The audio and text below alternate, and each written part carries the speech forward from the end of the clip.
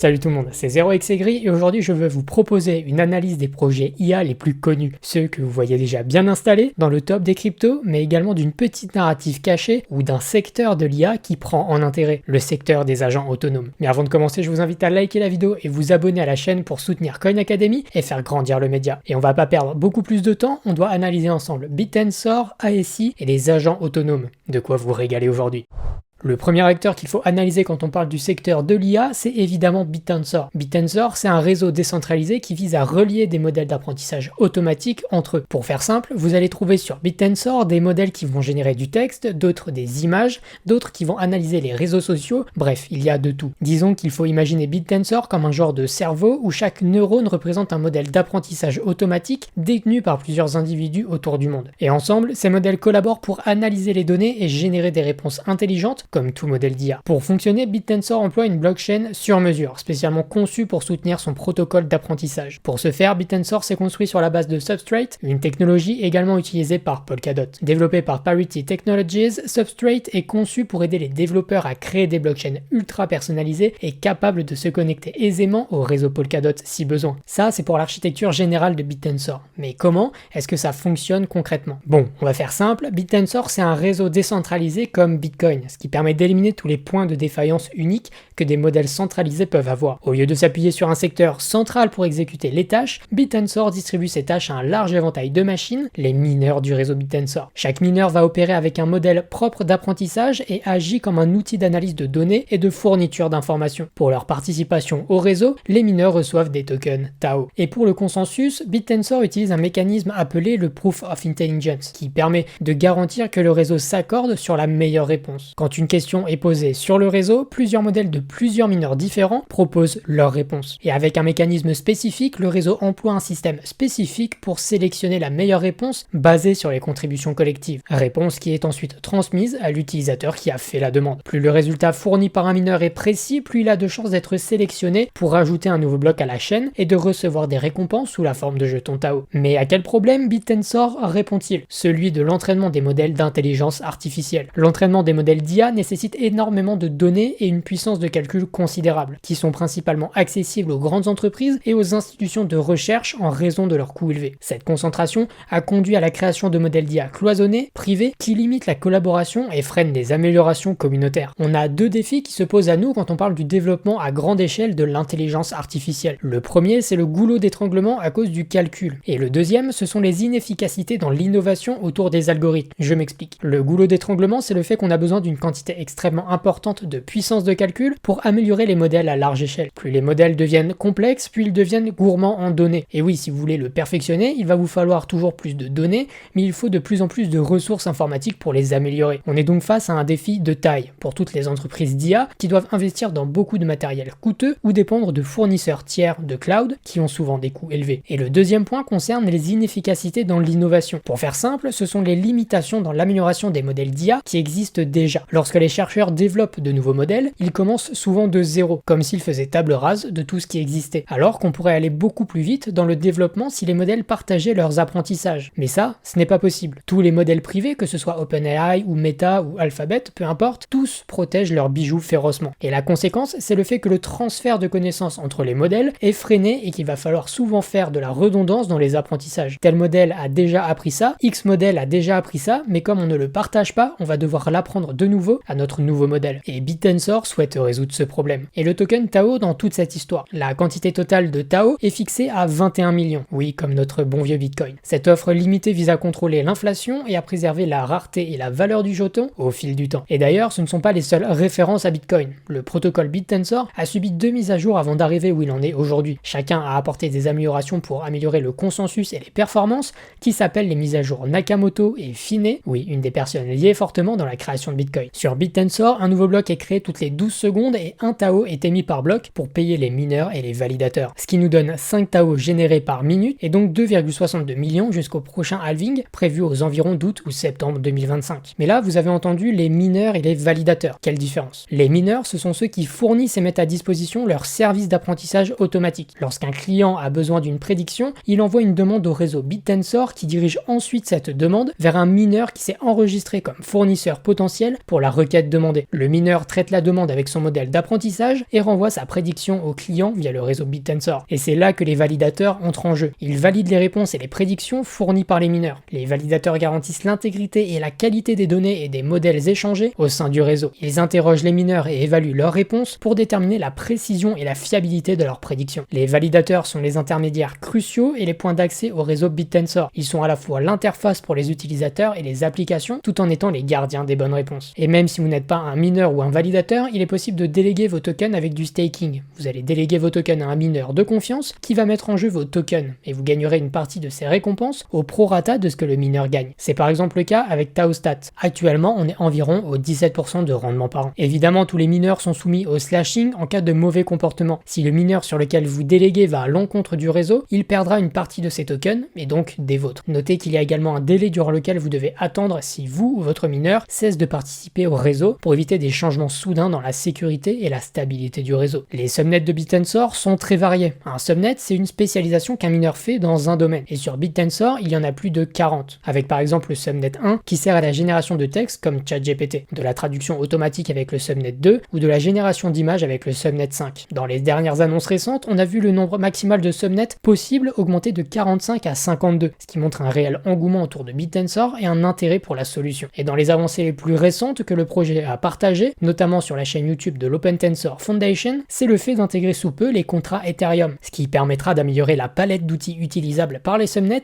et de créer de nouvelles utilisations. Pour finir, je mentionne tout de même que le projet s'est lancé en fair launch, sans préminage ou ICO. Le 9 janvier 2021, les premiers mineurs et validateurs du protocole ont été activés et le réseau a pris vie. Au lancement du projet, c'est l'OpenTensor Foundation qui s'est chargé de produire les premiers blocs, mais rapidement d'autres nœuds se sont ajoutés au réseau. C'est cette logique similaire au Bitcoin et plus récemment Kaspa qui semble plaire au marché. Tout le monde joue avec les mêmes règles pour un marché plus équitable. Et dans l'équipe, on trouve les fondateurs Jacob Robert Steves et Ala Shabana. Jacob Steve a notamment été ingénieur logiciel chez Google de décembre 2016 à avril 2018 et Ala Shabana a également été ingénieur logiciel chez VMware en 2017 puis ingénieur logiciel senior chez Instacart jusqu'en 2020. Donc BitTensor, c'est un réseau qui vise à produire un réseau d'intelligence artificielle collaboratif. Les producteurs de connaissances peuvent vendre leur travail et les consommateurs peuvent acheter ces connaissances pour améliorer leur propre modèle d'IA. Le but est de faciliter le partage de connaissances entre les chercheurs, encourageant ainsi le développement de modèles d'IA plus puissants. Bon, et ça c'est notre premier client, BitTensor, mais il faut s'intéresser au projet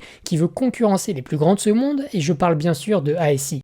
Avec la révolution de l'IA et surtout de ChatGPT, le secteur de l'intelligence artificielle se développe chaque jour un peu plus. Et récemment, ce sont 3 projets crypto qui ont décidé de fusionner pour créer une alliance. Alors pas pour aller faire la guerre, mais plutôt pour créer un gigantesque réseau décentralisé visant à faciliter et accélérer le développement de l'intelligence artificielle. Ces 3 projets, ce sont les projets crypto SingularityNet, FetchAI et Ocean Protocol, qui ont fusionné pour créer ASI, Artificial Super Intelligence. Ces 3 projets ont toujours eu bonne réputation sur le marché, et maintenant ces 3 acteurs se sont réunis pour créer quelque chose de bien précis, une AGI, une intelligence artificielle générale, mais décentralisée. Le but de la super intelligence artificielle, c'est de créer une forme avancée d'intelligence capable de dépasser de très loin ce que les humains sont capables de faire avec les technologies aujourd'hui. Aujourd'hui, ce sont les plus grands géants qui sont dans la course à cette intelligence générale. OpenAI, Google DeepMind, Meta, Amazon, tous s'y mettent. Et la course est lancée. Et pour rivaliser avec ces géants de manière décentralisée, ASI se lance. L'objectif, c'est de créer une sorte de réseau complexe et décentralisé qui empêcherait la centralisation du pouvoir et du contrôle dans les mains de quelques grandes plateformes. On va pas revoir en détail chaque projet qui compose ASI,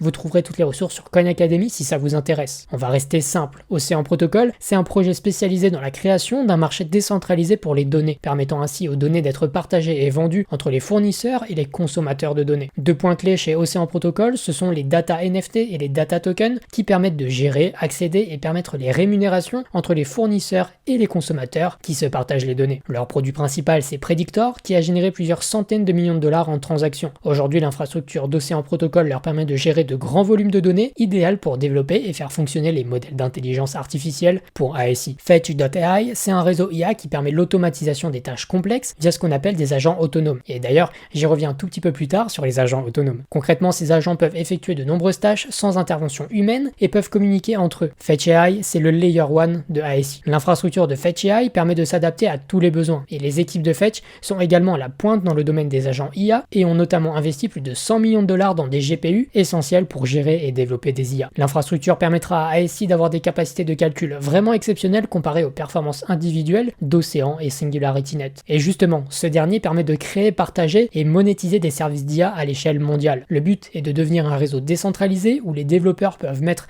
leurs services d'IA à disposition du public via la blockchain et être rémunérés pour ceci. SingularityNet possède un solide background en recherche et développement et a déjà lancé 7 projets, chacun avec ses propres tokens, ce qui lui donne une excellente expertise pour améliorer les performances de l'intelligence artificielle au sein d'ASI. Comme vous le comprenez, le projet ASI réunira les ressources et les compétences de ces 3 réseaux qui ont déjà fait leurs preuves par le passé. Avec cette collaboration, leur capacité à innover et à développer l'intelligence artificielle de manière décentralisée leur permet de se positionner comme un futur géant potentiel. Mais le but de la décentralisation dans tout ça. Comme vous le savez déjà, l'intelligence artificielle évolue à une vitesse record avec des développements qui ne cessent de s'accélérer. La superintelligence générale, l'AGI, va être capable de réaliser toutes les tâches au minimum avec la compétence d'un humain. Mais cela ne représente qu'une étape avant d'atteindre l'étape supérieure, l'ASI. Là où les systèmes d'IA fonctionneront bien au-delà des niveaux de compétences humaines. Cette superintelligence artificielle, il est donc impératif pour l'humanité qu'elle soit décentralisée. Une IA centralisée poserait des questions majeures. Elle pourrait permettre à des entités uniques de contrôler des technologies puissantes, ce qui mènerait à des monopoles technologiques susceptibles d'abuser de leur pouvoir. Donc oui, c'est une évidence, voire même besoin, une superintelligence se doit d'être décentralisée. Et d'autant plus qu'on l'a vu avec BitTensor juste avant, la collaboration dans un réseau décentralisé permettra de conduire à des améliorations significatives grâce au temps épargné à travailler ensemble. Et la décentralisation permet de répartir le contrôle et les décisions à travers un réseau plus large. A noter tout de même que cette fusion ne signifie pas que toutes les équipes vont se mélanger. Chaque projet dans ASI conserve son indépendance. Le but